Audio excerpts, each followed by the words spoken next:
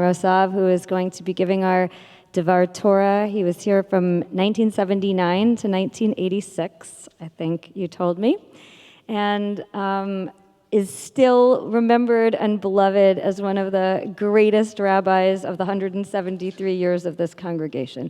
We are really pleased and honored to have you here tonight, and thank you for being our teacher.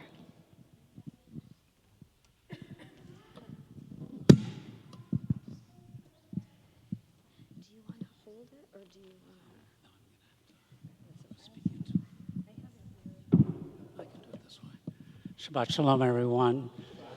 Thank you, Rabbi. What a pleasure it is to be here. Nancy, good to see you. Ruth, good to see you. I mean, looking around the room, I know a lot of you. I may have forgotten your names, but you've probably forgotten mine, but you've had the opportunity. One note on Leon, Jessica. That's my middle name. I was named after the middle name after my mother's father, and she married my father, also named Leon. And so we named our son Daniel, his middle name is after my father. And when his son, who's now 2.5, was born at home and actually popped out and Daniel caught him. He called us at home because we were taking care of Violet, his daughter, who was 3 or 4 at that point. And I said, so what is it? It's a boy or girl? He said, it's a boy. Name, Leon. And after my father. So Lador, Vador, Lador, Lador, Lador. I mean, it's really quite wonderful. And to be in this room with all of you, music is beautiful. To all of you who are responsible. And I happen to be sitting in front of someone with a really good voice. I don't know who it was singing, but thank you for that. What is your name? Both of you. I mean, I was getting it. I mean, you were good voices. So it was great. So giving a Devar Torah in the book of Genesis is always a pleasure because there's so much in it. And unfortunately, because of the cycle of the readings, it just goes by so quickly. You have to really spend a lot of time. When I first came to Temple Israel of Hollywood, I wanted to study that book with members of my community. So every Sunday for 3 years, we studied the book of Genesis. So we got through it. It was literally verse by verse, sometimes word by word. And that's a great thing to do if you have time, because the book is so enriched spiritually, psychologically, familially, and in every way. And this week, Vayetze continues that tradition. Can you all hear me, by the way? Yes, okay. The biblical Jacob's destiny was set from birth and would come at a price. As his mother Rebekah's troubled twin pregnancy came to an end and the babies were born, Jacob, holding Esau's heel, suggested a strong prenatal desire to be born first and become the future leader of the tribe. In a clever commentary, Rashi said that the scene reflects a primogeniture truth, that Jacob was actually conceived first, though he came out second, much as a pebble, when dropped into a tube first, will come out second when the tube is inverted.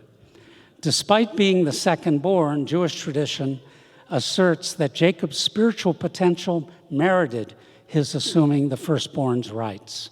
And it also suggests that Rebekah knew that her other son Esau, a hunter, lacked the requisite sensitivity, gentility, vision, and prophetic capacity to lead the tribe, whereas Jacob possessed all those virtues. Jacob's dream event that opens this week's Torah portion signals the beginning of a new stage in Jacob's life. He had just fled in fear from an enraged Esau, was alone in the mountains, unsure of himself and exhausted. He fell asleep and dreamed of ladders and angels. This dream sequence is filled with powerful religious imagery, suggestion, and mythic archetypes. The stones Jacob placed under his head, a strange pillow if there ever was one, are symbolic of what Carl Jung called the ego, the limited I, that is the pronoun I of Jacob, a man still unaware of the implicate order in the universe that links the material and metaphysical worlds.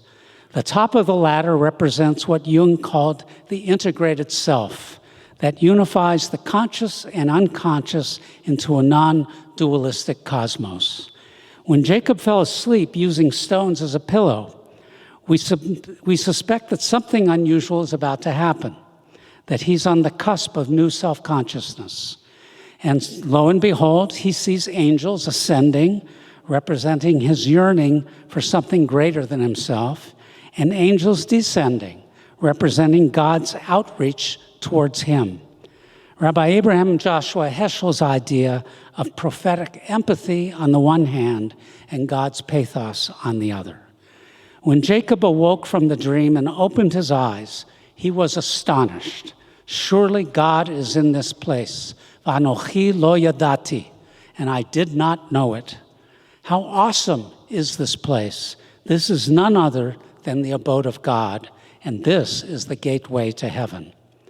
The beginning of any religious experience requires us to understand that we know nothing at all.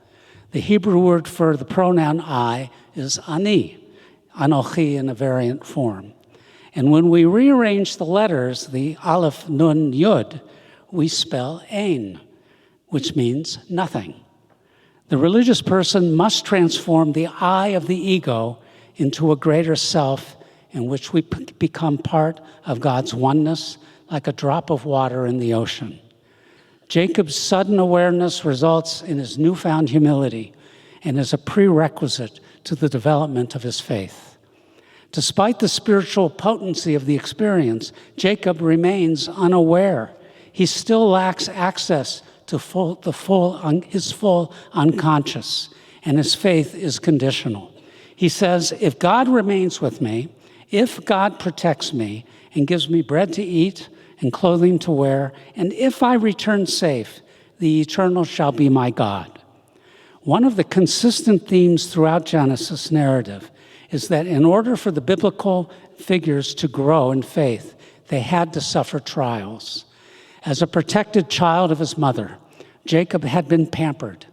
However, in being forced to flee for his life from the brother trained as a hunter that he wronged, Jacob became aware of the shadow, Jung's term denoting that part of the unconscious consisting of repressed weaknesses, shortcomings, and instincts, in which Jacob lived and that would envelop him for the next 20 years of his life.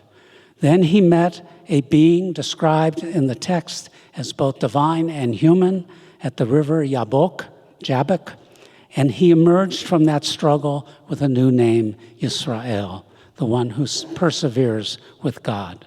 From Jacob's birth to next week's encounter at the river, we witness the patriarch's evolution from the unconsciousness of his childhood to greater awareness, from a self-centered trickster to the bearer of the covenant. As he progressed, he learned to view the world through the eyes of faith as he stood at heaven's gate. Shabbat Shalom.